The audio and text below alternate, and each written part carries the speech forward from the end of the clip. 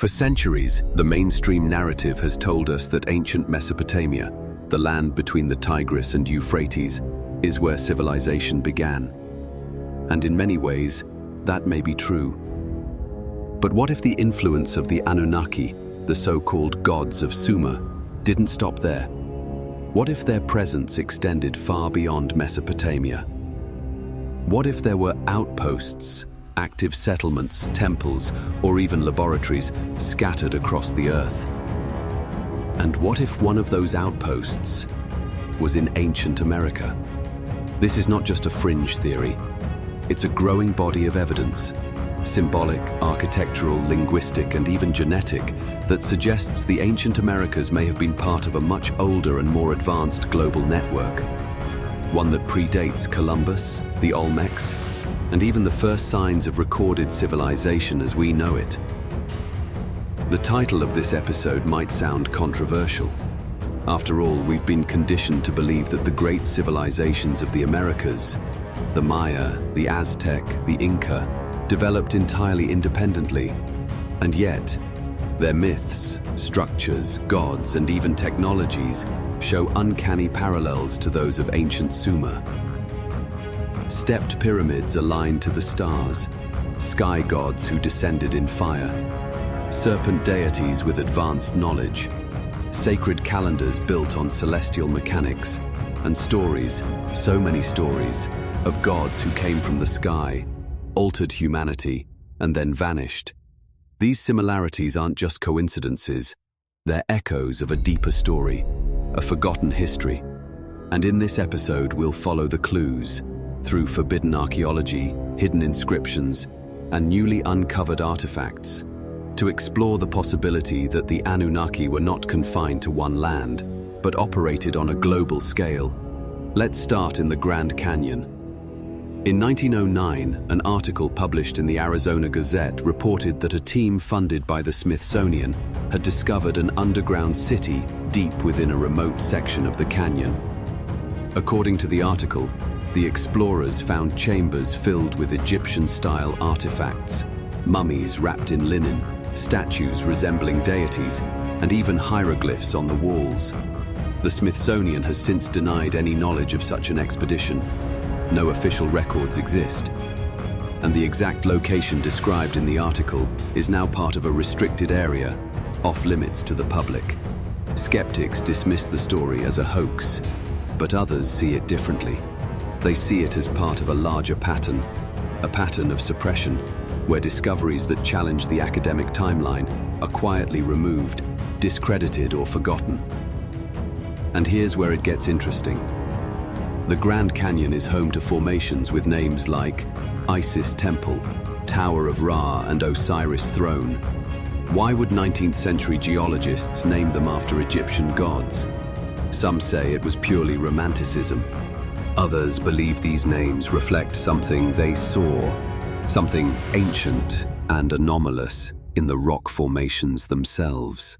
What if these names were not symbolic, but descriptive? What if there really were connections between the ancient Nile and the Colorado Plateau? From there, the trail leads us to Central and South America, lands where some of the most enigmatic civilizations in human history emerged. From the towering pyramids of Teotihuacan to the massive stone heads of the Olmecs, ancient Mesoamerica is a mystery wrapped in precision, power, and myth. We're told these cultures developed independently, but when we examine the stories they left behind, a different possibility emerges. The Aztecs believed their gods came from the stars. The Maya tracked celestial movements with a level of accuracy that rivaled modern astronomy.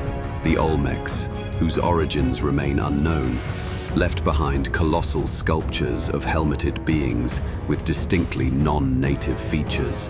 And throughout it all, the recurring presence of one enigmatic figure, the feathered serpent god, known as Quetzalcoatl to the Aztecs, Kukulkan to the Maya, and Viracocha in the Andes. This entity was described as a bearded man of light skin who descended from the sky taught laws and sciences, and promised to return.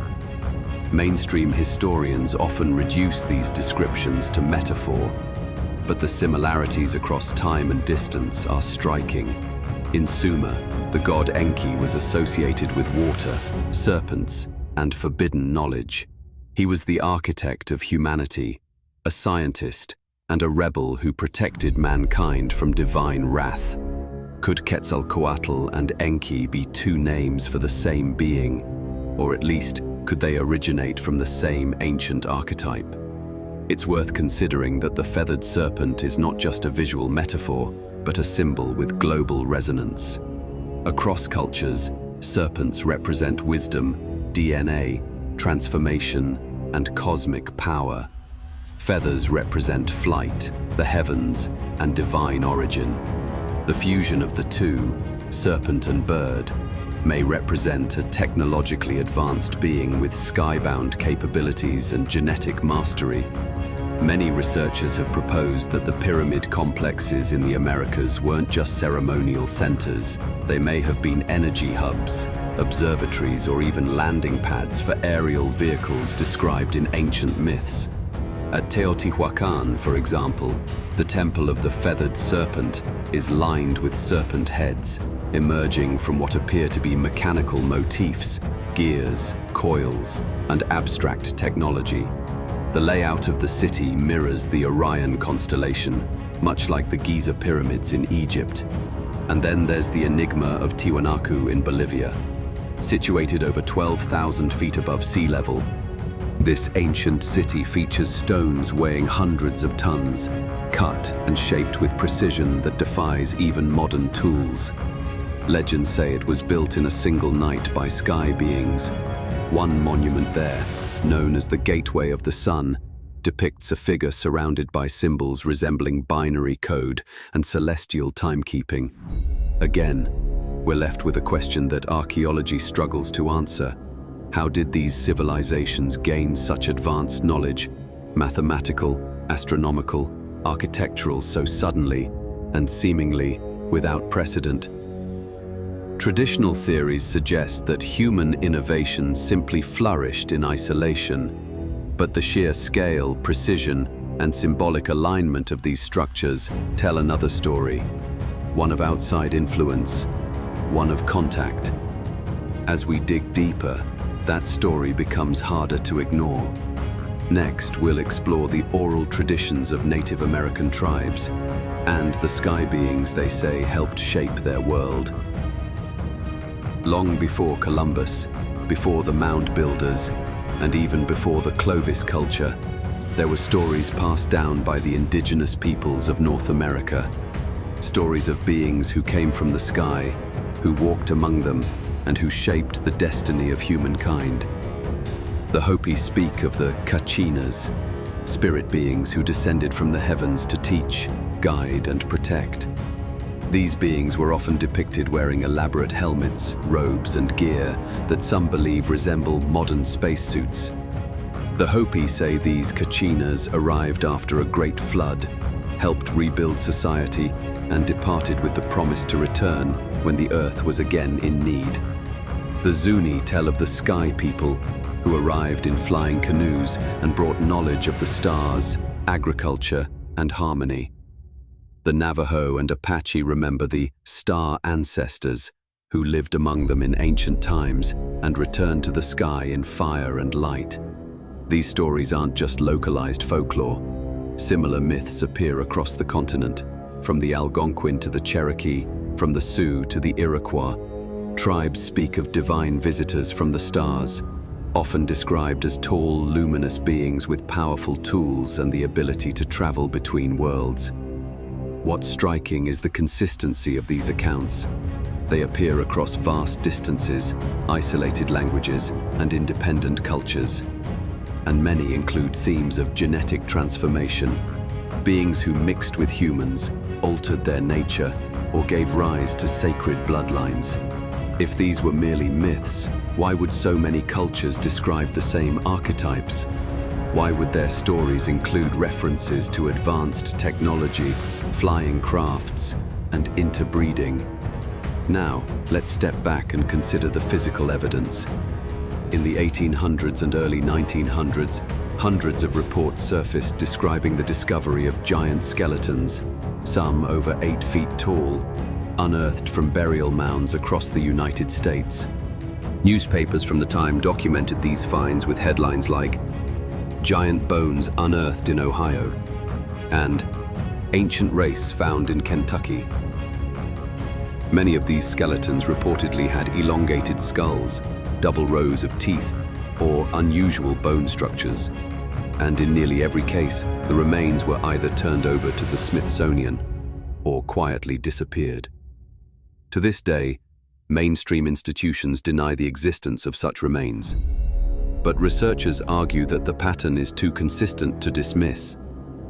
If true, it suggests that a different kind of human, or even a hybrid species, once walked the lands of North America.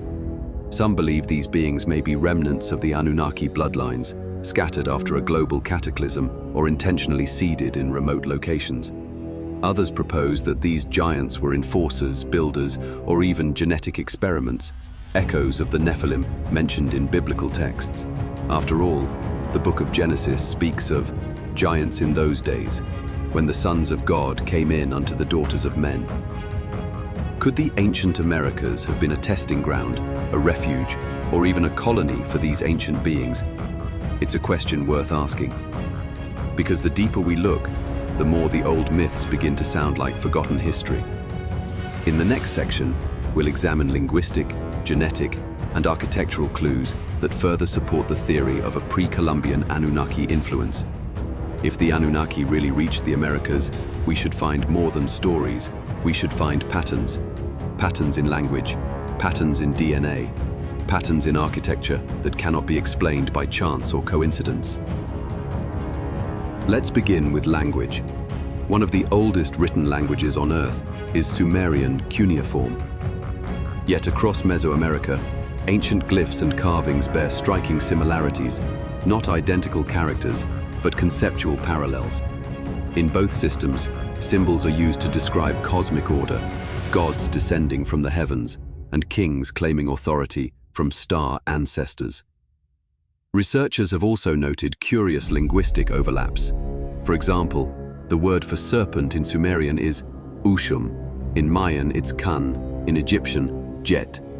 While the phonetics differ, the conceptual role of the serpent as a sacred divine being is nearly universal across all three, often tied to rulership, hidden knowledge, and celestial wisdom. Moving from language to genetics, recent studies in ancient DNA have added more fuel to the fire. In 2024, a reanalysis of mitochondrial DNA from ancient Peruvian and Bolivian mummies revealed genetic markers not consistent with any known Native American ancestry. The study, initially dismissed, was quietly re-examined and published in a peer-reviewed genetics journal later that year. The researchers found traces of haplogroups more common to Eurasia, specifically those linked to ancient Mesopotamian populations. While the data doesn't prove an Anunnaki presence, it raises a critical question. How did Mesopotamian markers find their way into pre-Columbian skeletons thousands of years before any known transoceanic contact? And then there's the architecture. Consider the Pyramid of the Sun in Teotihuacan. It mirrors, in both proportion and layout, the Great Pyramid of Giza.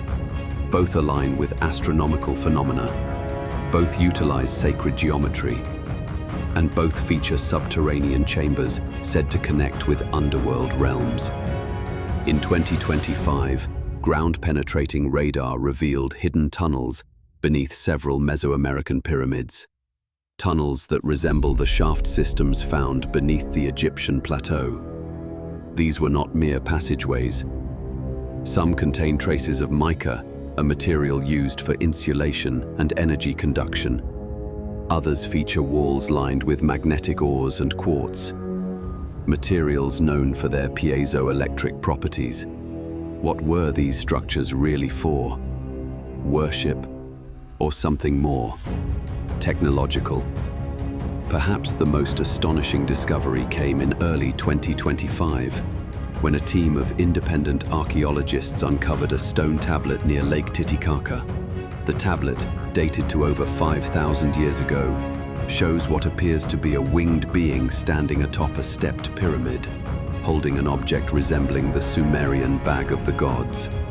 This symbol, a bag-like object held by deities, appears across ancient Mesopotamia, Egypt, and Mesoamerica.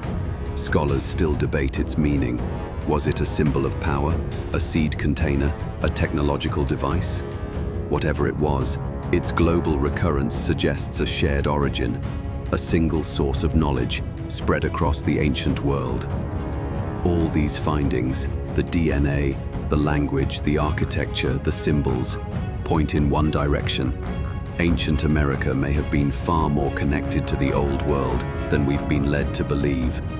But who had the capability to travel those distances, to build such structures, to pass on such knowledge? The answer keeps circling back to the same name, the Anunnaki. In the next section, we'll look at modern satellite scans, forbidden artifacts, and newly restricted zones, places where evidence may still lie hidden, waiting to be revealed. In recent years, new tools have allowed us to uncover the past like never before. LiDAR, light detection and ranging, has exposed vast, previously unknown cities beneath the jungles of Central and South America. In 2024, a LiDAR scan over the Guatemalan Petén Basin revealed over 60,000 interconnected structures, including pyramids, roads, canals, and reservoirs, all hidden beneath dense rainforest. The scale and complexity of these sites rival anything in the Old World, and yet they appear suddenly, without clear evidence of gradual development. This raises a serious question. How did these civilizations, with limited tools and supposed isolation, achieve such monumental feats of engineering and planning? Even more curious are the sites that have been quietly restricted, locations where researchers and the public are no longer allowed to explore freely. In 2025, reports surfaced of a sudden lockdown of a newly discovered chamber beneath the Pyramid of the Moon in Teotihuacan. According to leaked footage, the chamber contained metallic objects, unknown inscriptions, and remnants of what appeared to be advanced instruments.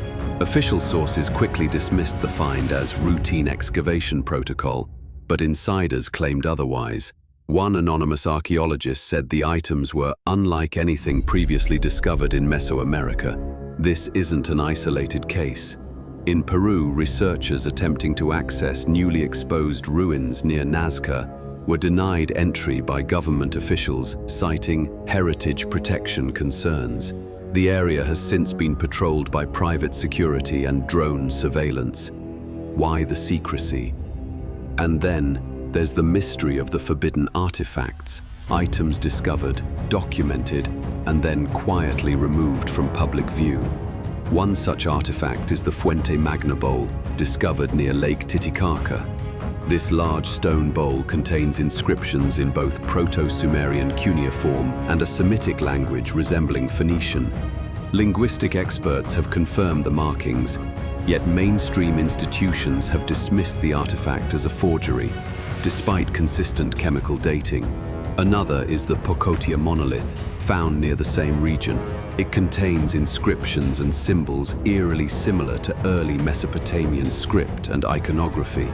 If these are hoaxes, why do they align so perfectly with languages and cultures thought to be separated by oceans and millennia? If they're authentic, why are they not front-page news? Some suggest that the suppression is not about fraud prevention, but about narrative control. Accepting the authenticity of these artifacts would force a rewrite of human history, international migration, and perhaps the origins of civilization itself. The deeper we go, the clearer it becomes. Someone, some group or power, wants these pieces of the puzzle to remain hidden. Whether it's to protect existing academic frameworks, avoid geopolitical upheaval, or conceal ancient truths, the outcome is the same: The public remains in the dark, but the clues are still out there, and if the Anunnaki did leave evidence of their presence in the Americas, it would make sense that some of it would still lie buried, hidden not just by earth and time, but by intention. If the Anunnaki truly walked the earth, their presence should not be limited to Mesopotamia. And based on the evidence, it wasn't. From the Grand Canyon's restricted caves to the sky-aligned pyramids of Teotihuacan, from Incan temples etched with serpent motifs to Mesoamerican gods arriving from the sea, the Americas are filled with echoes of the same story told in Sumer: sky beings who came down, knowledge that appeared suddenly, stonework that defies explanation. Even the names change, but the archetypes remain: Quetzalcoatl, Viracocha, Kukulkan, gods with beards, staffs, and teachings said to have arrived from across the ocean or the heavens. These parallels are too precise, too repeated, to ignore. They form a global pattern, a forgotten chapter of history waiting to be uncovered. And while mainstream narratives call these myths, the architecture, the astronomy, the symbolism, and the timelines tell a different story. The story of contact, the story of ancient outposts, the story of the Anunnaki, not just in Sumer, but in America. This is not a fringe idea anymore. It's a question of when we stop dismissing the evidence and start following it. Because the ruins are speaking, and they are saying the Anunnaki were here, in the mountains, in the jungles, and beneath our feet. And now, as new discoveries emerge, we stand on the threshold of a revelation that could rewrite not just American history, but all of human history. Not separate civilizations, but a single global inheritance left by those who came from the sky.